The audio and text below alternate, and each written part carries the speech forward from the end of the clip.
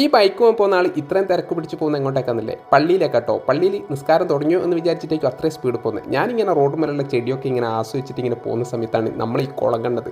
ഈ കുളത്തിനെ പറ്റി പറയാൻ വെച്ചിട്ടുണ്ടെങ്കിൽ വലിയ കഥകളുണ്ട്. നമുക്ക് അടുത്ത വീഡിയോയിൽ എന്താക്കുന്നുണ്ട്, കുളത്തിനെ പറ്റിയിട്ട് നന്നായിട്ട് പറയുന്നുണ്ട്. അങ്ങനെ ഞാൻ മുന്നോട്ടേക്ക് തന്നെ നടന്നിട്ടോ. പള്ളിയിൽ നിസ്കാരം തുടങ്ങിയോ എന്ന് എനിക്ക് ഓർമ്മയില്ല. ട്രാൻസ്ഫോമറിൻ്റെ അരിയത്തെത്തിയാൽ സാധാരണ കുത്തുബയൊക്കെ പറയുന്നൊക്കെ നമുക്ക് കേൾക്കാൻ പറ്റും. എന്ന് വെച്ചാൽ അത്രയും സൗണ്ടിലാണല്ലോ അവർ വെക്കുന്നത്.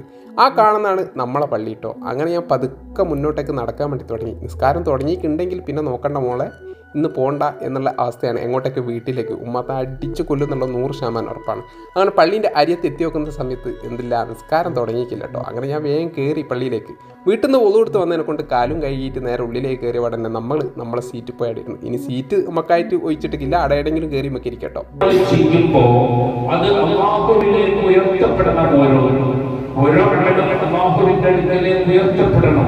നമുക്കറിയാം 7 ആകാശങ്ങളുടെ തട്ടുകൾ അതിന് പരിധിപ്പെടാനുള്ള അള്ളാഹുവിന്റെ സന്നിധിയിലേക്ക് എത്താൻ വേണ്ടി താഴെയാകട്ടെ എങ്ങനെയായിരുന്നാലും ഓരോ ആകാശത്തിലൂടെയും ഈ അമലുകൾ കൈമാറും. ആര് പറയുന്നതാണ്?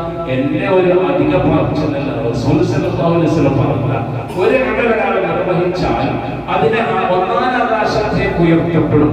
അവിടെ എത്തിയിട്ട് അതിന്റെ പരിശോധന ഉത്തരവാദിത്തമുള്ള കാവൽക്കാർ പരിശോധിക്കും. അത് പ്രത്യേകമാണെന്ന് വെച്ചുകൊണ്ട്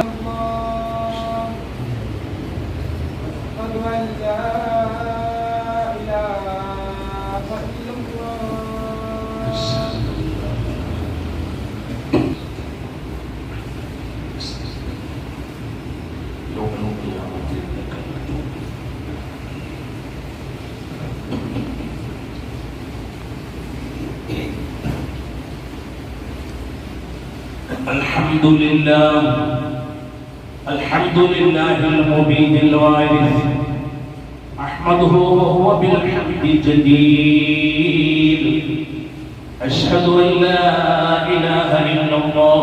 കുത്തുബ കഴിഞ്ഞതിന് ശേഷം, നിസ്കാരം തുടങ്ങിയതിന് ശേഷം നമ്മൾ വീഡിയോ അവസാനിപ്പിക്കുന്നു. അപ്പോൾ അടുത്ത വീഡിയോയിൽ കാണുന്നവരെ ബൈ.